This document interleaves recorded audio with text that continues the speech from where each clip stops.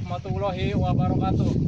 Nama saya Mahpudin, PPL Desa Bolang, Kecamatan Malingping, Kabupaten Lebak.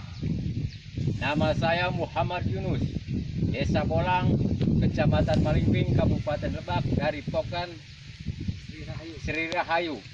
Mengucapkan terima kasih atas kerja dan bantuan pendampingan di bidang pertanian, sehingga dengan adanya pendampingan dari TNI Angkatan Darat, kami banyak merasakan manfaatnya.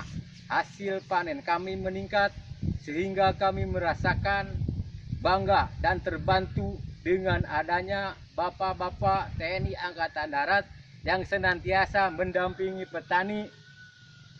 Semoga pemerintah melanjutkan program kerjasama TNI Angkatan Darat dengan Menteri Pertanian dalam mensukseskan program swasembada beras.